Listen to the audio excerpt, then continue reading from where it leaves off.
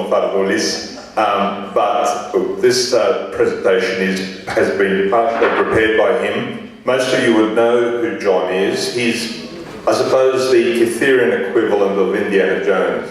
He has single-handedly, and I'm familiar with the way the Greek bureaucracy works, persuaded the Greek Ministry of Culture to embark upon the excavation of the mental wreck of Lemona, and more recently he's been part of the team that was in Antikythera, returning to the wreck of the famous Nabagio in Antikythera, which yielded, amongst other things, the boy from Antikythera and, of course, the Antikythera mechanism. John has prepared a couple of short videos, and I've got one small anecdote which I'll back up with some photos, because I was privileged to be present when they uncovered a very rare artefact. Initially it was thought to be from the Parthenon. It turned out not to be, but it's part of the excitement of the ongoing excavation of both the Mentor shipwreck in Kythera and the Antikythera shipwreck.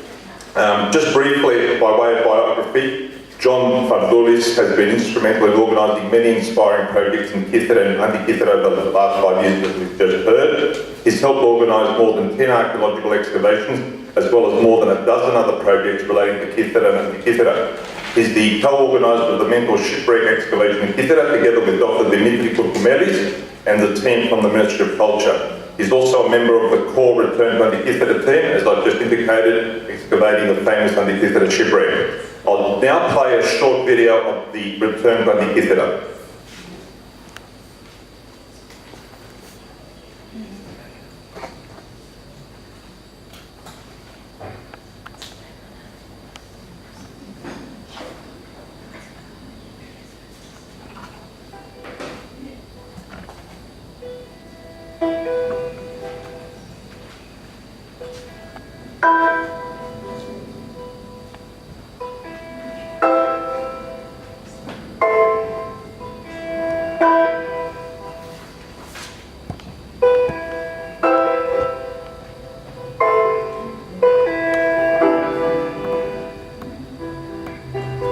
This wreck has been visited a number of times over the centuries since it was first discovered in 1902. Jacques Cousteau, more famously back in the 70s. There was a suggestion that there may have been 2 shipwrecks and only the first one had been explored. It's now apparent that it was a very large treasure ship, half of which has still yet to be explored, and it featured this famous bubble suit. It's been described as being something like Captain Buzz Lightyear from the Toy Story series. It's a very mechanical, state-of-the-art space-age suit, enabling the divers to go very deep into the ocean to uncover more of the treasures from what was believed to be a treasure ship that sank off Antikythera.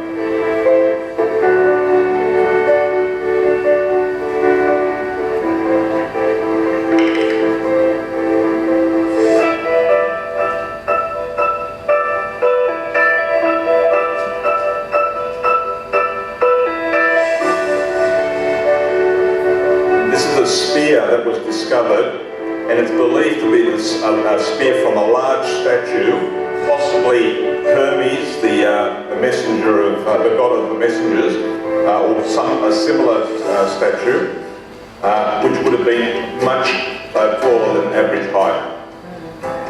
Just in the last few months, these discoveries have been made.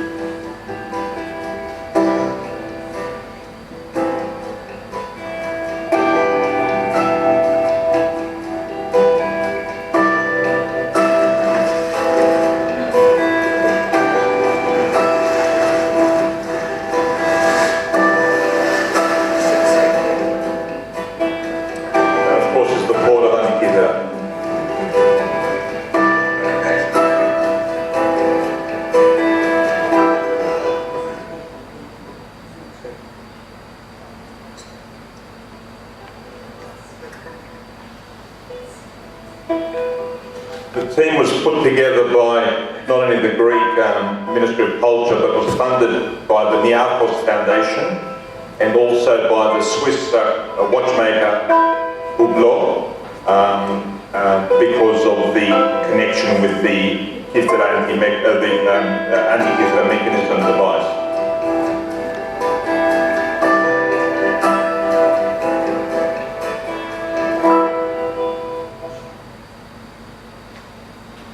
That was that.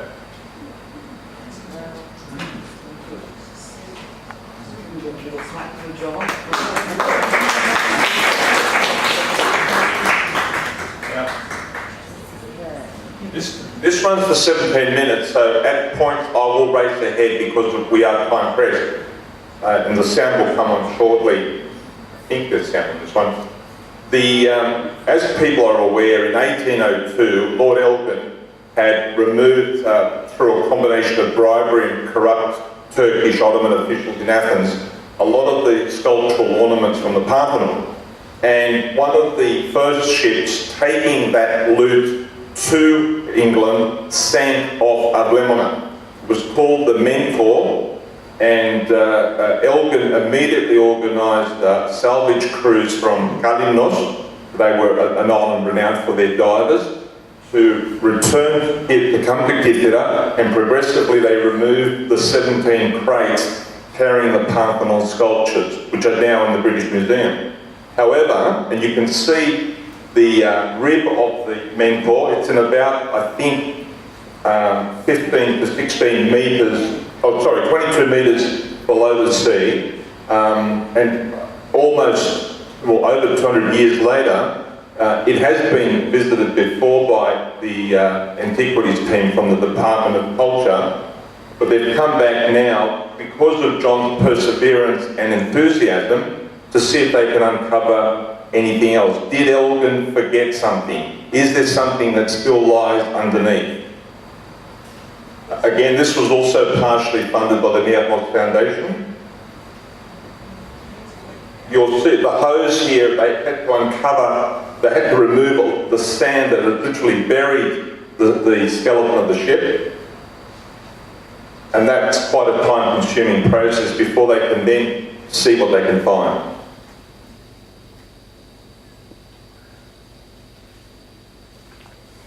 They've been there for 3 successive years, 2012, sorry, they started in 2011, 2012, and again 2013. This year's expedition could not go ahead because of various reasons, and they turned their gaze to the Antikythera wreck that you just saw.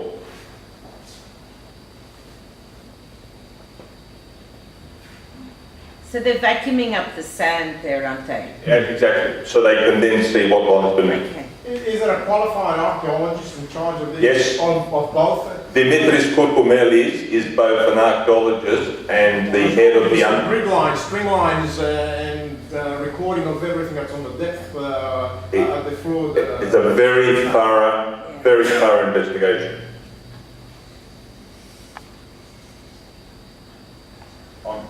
I will jump through, take you to the wrong part. So for example, you can see they've got the airlift secured right over the site, so that, because obviously they're safety conscious, but they're also trying to uncover what they can find.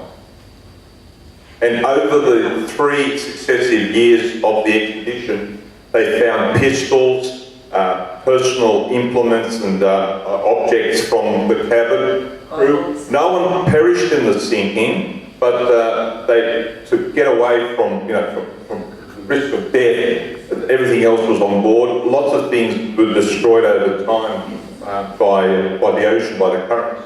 But things like cannonballs, pistols, rings, cutlery, they've been uncovered.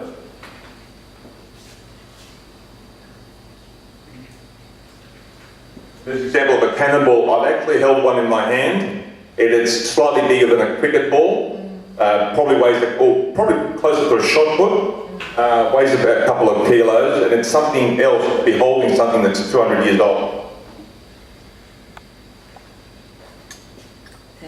You need to understand that obviously the culture ministry is, as with Greece generally, has problems with financing, but John was able to lobby various tiers of the Ministry of Culture, to the point where now they openly praise him and the supporters of this project as an example of what can be done to bring cultural tourism to Greece. And as we also know from the recent discovery of the Amphipolis tomb in northern Greece, in Macedonia, the whole world has turned its gaze to the possibility that they've discovered a tomb that is very close to the family of Alexander the Great. And it's discoveries like this that is bringing a great deal of interest to Greece again. So that's the actual boat we're looking at. We are looking at the rib of the boat, the mentor. Can I just advise everyone that Hublot, who is the company the watch company who's making or financing a lot of this, has put out a watch in memory of it. This is Antikythera shipwreck, yes. Yeah, it's only $318,503, so I'm taking orders here today.